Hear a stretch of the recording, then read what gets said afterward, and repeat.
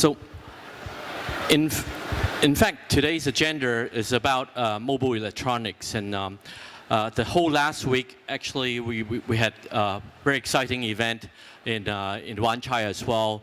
It's also about mobile electronics, about smart IoT, etc. Excuse me. Okay, so my name is Daniel. I work for a company which is Remotec. Remotec is a 25-year-old company, and we have been in business in the smart controllers remote business for 25 years in Hong Kong. I also represent as a volunteer in a couple of organizations, including recently Smart City Consortium and also Hong Kong Electronics and Technologies Association. I myself is also investigating and researching about data relating to smart city. So my agenda today is about an ecosystem, about API. Now, I've been in this industry for about 25 years. I initially started off as a programmer, and I've seen a lot of changes, like most of you. Now, for me to deliver this topic, I would like to invite you to perhaps help me to answer a few questions. So, would you like to raise your hands from the floor? And can I ask from the floor, how many of you actually own Tesla? Well, any EV, electric vehicles? No? Okay. All right. Good. Anyone own one of these VHS video recorder? You must have. Come on. You're just shy, right? Okay. We need warming up, right? So, okay, you own one of these. Now, can you tell me, raise your hand if you own one of these? Oh, you're the lucky one that owns quite a few of these technology, right? So we talk about these electronics here, right? Some are very isolated, independent, not connected, right? And they build out the product based on specific technology, right? Tesla built out the product, but it's not the first product that is being mass-produced. General Motors have actually mass-produced an electric vehicle many years ago, but they've only shipped 11,077 units. So it's called EV1, so to speak. So 1996. Now, the difference between the previous cycle or previous history of products development and today is about ecosystem, okay? About connectivity, about ecosystem, how can you actually enable API for other innovations to come on? So if you think about how this product, which is my era, anyone own this? No? It came way too early, way too early. It has all the features. Like today, what was it? The big brand that had caught on fire, whatever product that is, right? Banned from aircrafts. It has exactly the same form factor. Big size, palm size, right? So if you think about it, it's all about connectivity, ecosystem. And this is what my notion is. In the old days, we don't need it. Today, if you need to be relevant, your business, you really ought to think about all these manufacturers here. I'm being advocate here. I know I'm going to be, I think a lot of people will hate me after this. Because I believe a lot of the vendors, manufacturers, are building out the products only just to create that little market for one time only. They're not going to be relevant in the next cycle because it's never connected. They don't have open API. They're not part of an ecosystem. Whereas, if you see the difference, right? Today, all these connectivity, IoT products today, I believe they really have to think ahead and try to solve this problem from a big picture perspective. Now, I was sitting in a conference call last night, which is part of a Bluetooth SIG. Bluetooth, obviously, a lot of these devices today is Bluetooth enabled. Bluetooth SIG group they have different working group where there are subject matter experts, there are adopter members, there are actually contributor members, there are subject matter experts that discuss about how to formulate standards. Now, what I see a lot of companies here exhibiting, they're mostly adopters of technology. They didn't try to influence a technology, okay? But we can, because the center of competence is right here. We can. So whether you're from, say, sir, where are you from? Yeah. I'm sorry? From India, sir. Thank you for coming to Hong Kong, okay? And sir, where are you coming from? Europe, okay? So all these buyers, subject matter experts come to Hong Kong because we happen to be somewhere close to the factory, right? But the fact is, there's still very little influence from the Orient, in general. I'm Orient, I can speak, right? That help shape the standard. If we can help shape the standard, collective power, right? We can have better purchasing power, better influence over what is to come, and be relevant. So if you think about how Android had developed, the original, sorry, I forgot the guy who sold the concept to the president of, sold the concept to Eric Schmidt. The guy used to found a product which is called HipTop. HipTop is actually marketed in Canada and US as a phone with almost just like a QWERTY keyboard. And I was in Canada at that time. It was actually marketed by Fido. And he experimented with that one product, OEM to buy Sharp, and then sold in US.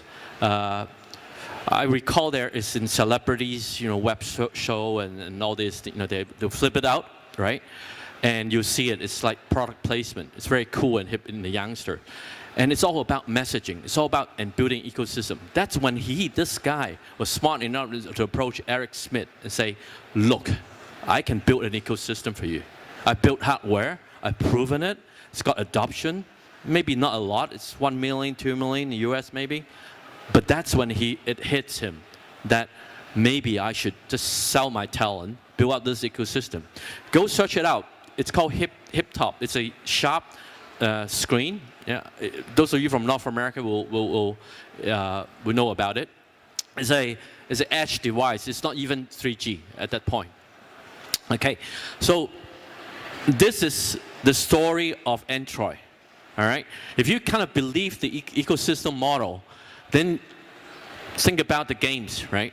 Obviously, Apple has actually done everything right to build out the iTunes, the games, the device, the end device. They have a lot of IPs. They have a lot of deep pocket to be sued, even if they have infringement in IPs. But if you think about it, I believe that in order for the entire ecosystem to win, is to really move from closed system all the way to the right-hand side, where we have an open system in IoT. Now, I speak because I do a lot of research myself. I'm in the industry. I do applied research. And I came from a business that used to do this, which is not connected, still has volumes. Now, can I ask from the floor, how many of you actually have have a remote control at home? So, okay, thank you. So how many have Tesla again? Okay, thank you. I think I got a question. So what I'm trying to say, my notion is, I think it's easier to create impact, yeah? And this is why connectivity becomes so important. And our industry is also being affected as well. I have big customers, small customers, OEM customers, and IoT customers. So we constantly analyze and do research on consumer research on what's the next thing. What does the my buyers, my customer wants, and so if you look at it, right, there are a lot of things even in my industry are going through changes. People talk about using mouses and devices where we call it HID, human interaction device, right? At the end of the day, all these fancy gadgets, you have a keyboard. There's actually one thing that actually came up recently. It's all data driven, okay? It's actually voice. All I need is this voice, and have the cloud interpret everything for me, and come back with a command, and then execute it for me, right? And that can be done already. You don't agree? Yeah. Yeah. So what happened is, yes, my mom, which is 80-year-old, still looks for the remote, and because she's so accustomed to the button, right? I can't totally, negate that and say, turn a blind eye. I'm not producing products for that. That's still our core product. But then there is something coming up along the way. So we get demands and calls from requests, RFPs and all this, or even wild ideas to co-develop some IPs. It's related to voice. So this is why I think this is just to share with you that there are Kickstarter programs that runs. There's so many Kickstarter programs and Indiegogo programs right now that talks about smart remotes. They are all admirable projects. However, you have to be careful about the execution. Okay, so there are QWERTY keyboards. There are XY coordinate, touchpad, accelerometer, gyroscope, and if one of the analysis from our perspective is still very true is infrared code is still in high demand because the consumer electronics, your air conditioner at home, is still running on infrared.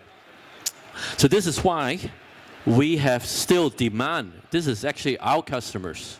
Okay, there are still a very high demand of using infrared codes, yeah, to control some end devices.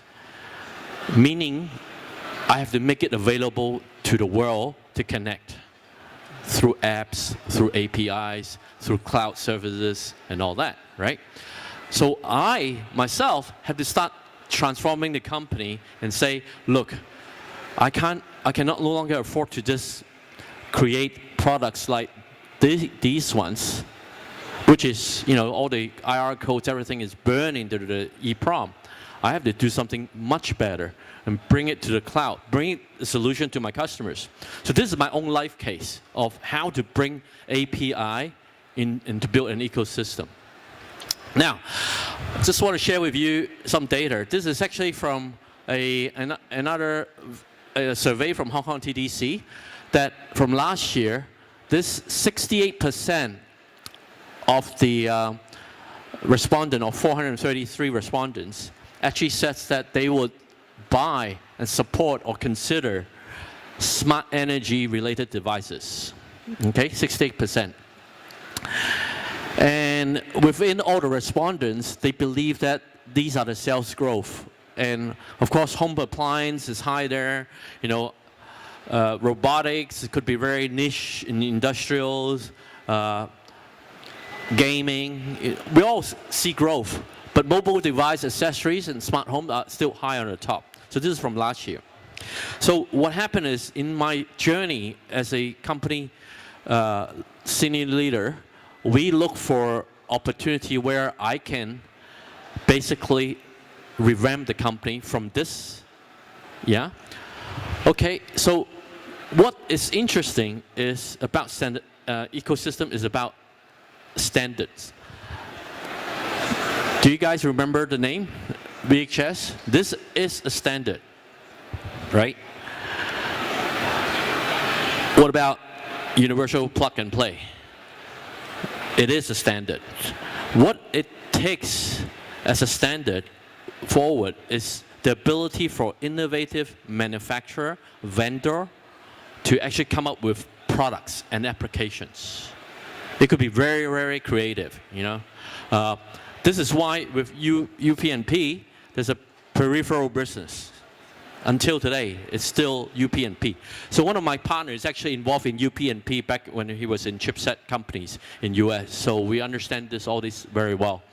So the standard allowed content to be put on top, and then there will be chipset, and then there'll be application. In this case, this will be a video machine, and then you have an industry form, right?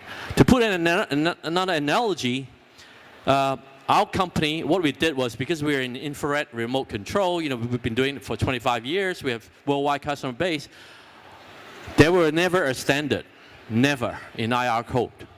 We made a standard. We publish it.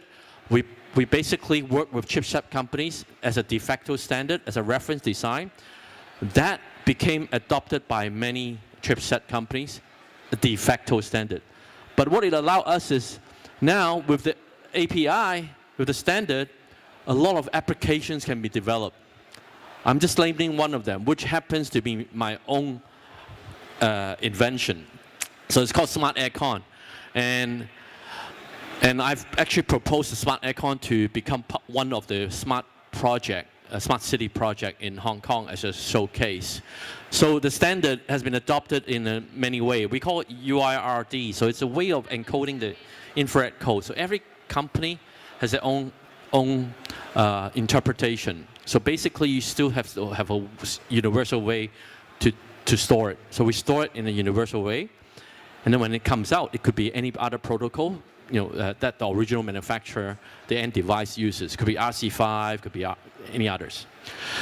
Okay, so we've been adopted by, I noticed Green Peak, which is owned by Kufo now, we were speaking. It has been adopted by Zigbee RF4C RC 2.0 as a standard format. And we're proud in that way because then it gets adopted by real applications with and what we did was to actually, with a very fundamental knowledge and know-how of all this IR code data, and we've been constantly maintaining a very big database. It's a data science project. It's the ontology of the data is actually quite complicated. All the brands, the model, the OEM labels, and the data. And then different brands, sometimes they have old and new models. They're not always the same. So we built out a cloud-based code library. And that allows what we call evergreen. That means if my customers, a vendor that had an innovation for smart home, and they need to control all the IR codes machine in Europe, whether it's consumer electronics or air conditioners, they can rely on my services. And they don't have to worry about maintaining them because I do that job and they pay us license fee. So that model has helped us from a 25-year-old company, traditional OEM, ODM, to transform into an IP-based company. So this is just an example. And we partner with Microsoft Azure to deliver worldwide access, very reliable. We became a partner with Microsoft as well. And not only that, Peter from Hong Kong Science Park have just disclosed or actually present their Open Data Studio project.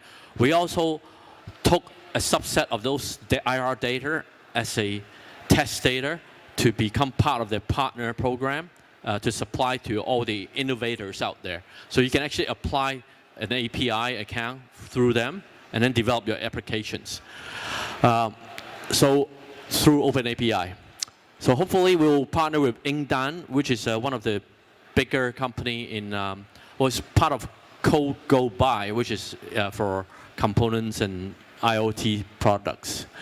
So I just want to show you the growth curve of apps and also versus Bluetooth device. And this is very relevant to my topic about the Orient, a lot of the factories, solution house, product developers. We can collaborate together to become part of a bigger ecosystem and influence the way that Bluetooth or these technology are being adopted right now. For example, at the last night conference call, I was the only guy from Asia.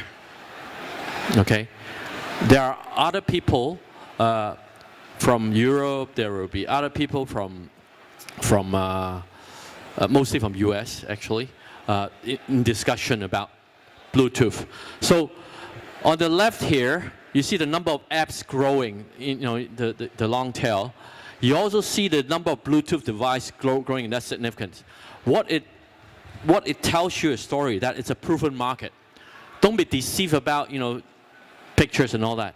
What it tells you is that the curve is still growing, and that the opportunity for us to collaborate and to build a bigger ecosystem is even more. Otherwise, it would be very fragmented. So I want to share with you, and I talked about Bluetooth SIG group. Bluetooth, everybody knows about 4.0, 5.0 coming up and all that, but how many of you are actually participating, trying to influence them, right? This is my critical question. So last night, the talk was about dishwasher, washer, dryer, okay? So they talk about use cases that what if an appliance needs more than just a Bluetooth module in there. Where's the use case? Does this appliance company come up with another app, or is it part of an ecosystem? Right? This is the value that I'm talking about. So this is just snapshots of the some of those, and I'm sure many more will be coming on. It's more than coffee machine, more than cooktop, more than air conditioners. There's a lot more opportunity for appliance. So in my belief, and right now I'm lobbying and working with some of the appliance manufacturers in Hong Kong, whether they're big manufacturers. Some of them are listed companies. Some of them, because of my associations with, industry associations. Yeah, I'm trying to talk to them, right? So back to one of the Bluetooth product that I have invented. So I've write out a pattern on this device here, and I'll explain why is it novel. So as a company that try to sustain ourselves, we believe that we need to build a ecosystem. So our core competence is IR code. We've supported many live cases of our customers developing IoT product. However, not all of the use cases are well defined, and we believe that there are room for improvement. So what we did was I and my team have went out to try to really qualitatively research on what is the best use case, right? And there we are. We found out that this is the model. It's not just an app. Everybody out there talks about using an app. I can't ask my mom to turn on the aircon and then try to flick through a few screens and try to find that icon, right? I can't do that. I have to give him or give her a button. It's very simple as that. This would be placed inside a room with a button. But yet, it could be centrally connected, programmed, smartly controlled by a computer, right? Now, the novelty of my pattern, well, it's actually patent pending, is about this, is the fact that I am reusing an old smartphone. I'm not recreating a product completely. I'm advocating the fact that you should have a smartphone somewhere. Now, 60% in US, 60% of the smartphone user will have a second smartphone at home. In Germany, it's 48, and in Australia, it's 56, I think. So the value that we offer is to build out a series of smart devices for home energy management. Now, we as a company have been shipping already C-Wave products, so we're going to port it to Bluetooth. That's our strategy. We know that it's coming, and we know we have the capability. So we are working with, and right now, because of my telecom background, I work with telecom carriers, okay? And telecom carriers will be my bread and butter, and we will have a business model to work with them. Now, at the end of the day, it's not about a single device, yeah? It's about building an ecosystem that allows, yeah, other appliances to actually come to me and join this ecosystem. After all, my applications would have a scheduler, will have a remote control on-off switch. In the app, it's already there, right? All they need to do is join an ecosystem, and we further build that ecosystem along.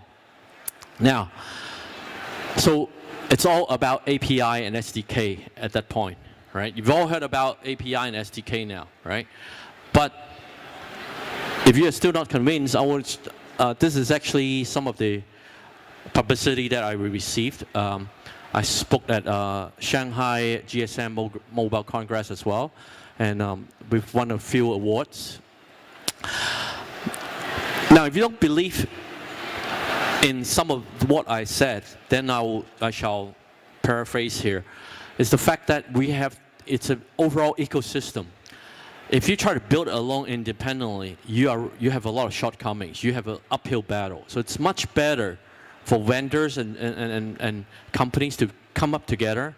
Let's define a standard, influence a standard that is in our favor, and then work from there onwards. So what just now that paragraph basically explained is that through alliance, and there are historically many companies that does that. In the airline industry, you have Star Alliance, One World. They band up together. They have infrastructure that they built out together. They invested, but then they will benefit from the network economy.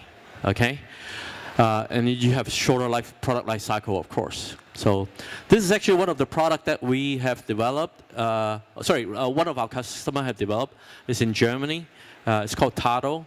Tado is actually a smart AC product, and in Hong Kong, we actually distribute it in Hong Kong. And as an independent product, Tado will face the challenge. That is what the message I'm trying to create. And same as this, these products independently will have a challenge. What I want to show is a series of products that have especially in the wearable market, because today we have a lot of mobile electronics, and the buyers coming in. I want to show this example, that a lot of this opportunity comes from because a company is willing to invest in building out an ecosystem. Does everybody use WeChat here? I use WeChat, right? Okay, it's the network economy comes from, peer pressure, your other party, right, using it. So this is how, even for hardware electronic companies, they should be able to benefit from an existing ecosystem like that, or to come together to make one. So we will see a lot more of these products coming out, and they are still, by and large, independent. And this is the problem. So all these companies that I'm showing right now, Jawbone, they all have open API. Developer, Google Fit, Sony, Polar, Validate, Runkeeper, Human API. Now this is just a list of it, right? So when it comes to what kind of API they open, this is actually from my engineer. You can tell that for them to survive, they have to open up. So if any of these companies, they don't have this roadmap, then I think it's not a sustainable picture here. So Netflix is another case of success I want to share with you. Netflix intentionally built out this ecosystem. So they want to make sure that every one of the consumer device will have their app or use the API to build an interface. That's how they grow phenomenally for the last 10 years. Of course, they have this displaced Blockbuster along the way. And then we have Uber. Uber is not available in China anymore, so this picture is probably irrelevant. But nonetheless, all around the world, they open up their API so that people from F&B industry or from other industry can actually create some innovations. Okay, so it could be an event company or an F&B restaurant.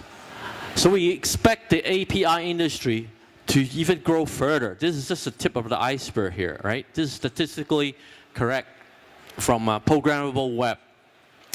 In the old days, this is exactly what, the Nokia phone, yeah, it's still okay back here, with the QWERTY hair.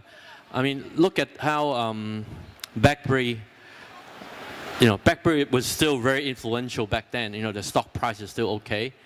They're becoming so irrelevant, right?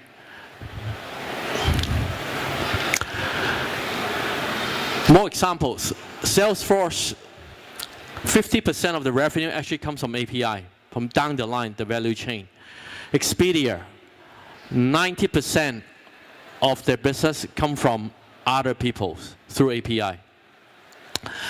And to sum up of my today's presentation is, I believe Asia is the best place right now, whether you're from India, from Singapore, or from Philippines. Is if we can band up together, somehow collaborate, yeah, we could form our own ecosystem, and then we have this strategic pricing of factories all around Asia, yeah. Then we can actually make ourselves really sustainable and relevant. So this is actually from IBM, but so I just want to show you that in order to survive, right, there are many levels of API and co-value creation. This is actually a very good term. I learned of it. I first learned of this co-creation from a book called Blue Ocean Strategy, and it's actually a very good book. So I think I end my presentation of today. I hope I didn't bore you, but I came here with a reason. I want to do some lobbying. I want to introduce my company, but I also want some of the audience to really understand that I represent some associations as well, and I want to see that kind of growth, that influence from Hong Kong to be able to continue to survive, rather than just taking certain designs, certain ideas, and design it for a customer. We could build it even bigger. Okay, with that, I'm happy to pass the mic to Alison. Ashley. Ashlyn, thank you, Ashlyn. Thank you so much, Daniel. Anyone has questions for Daniel? Like anyone? Or you're being shy here? Okay.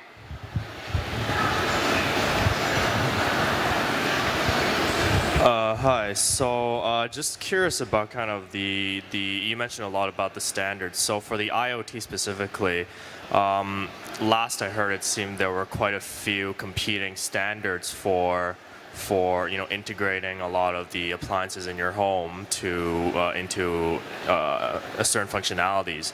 So where do you see this going in terms of the technology, and how we I guess the natural inclination would be to be able to control your home through your mobile phone. So where do you see all of that integrating into one standard, and what standard is that? Thank you. Sir, what's your name? Winston. Winston, thank you. It's a great question. So I want to repeat the question. The question is about there's a lot of competing standards in the smart home, smart living area, right? Namely Z-Wave, Zigbee.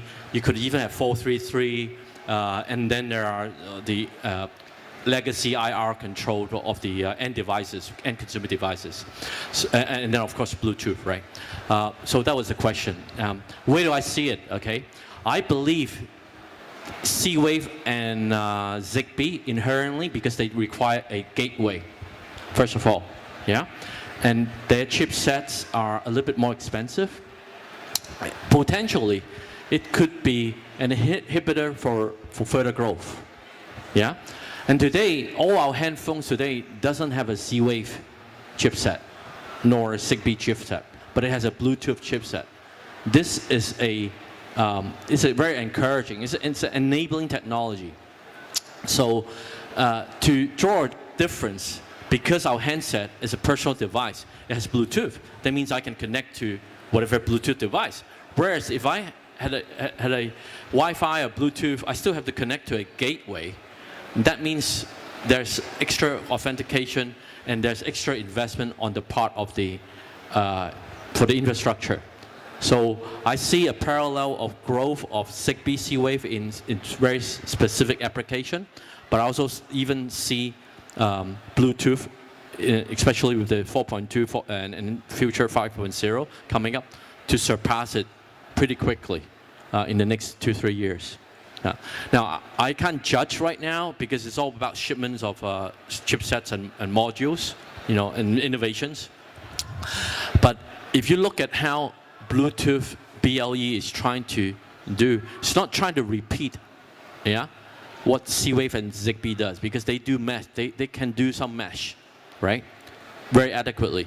Bluetooth mesh right now it's not standardized. It's only being discussed at this Bluetooth 6. So don't count on it that they can deliver the same. A reliable solution is still Z-Wave and Zigbee for smart home, for mesh environment. If you need to repeat the signals many times, it's still very the best solution right now. I hope, did I answer your question, Winston? Yeah. Any other questions you guys want to ask? One more? Or they can catch you on the floor? Thank you so much, Daniel. Great. Thank you very much. Thank you. Thank you.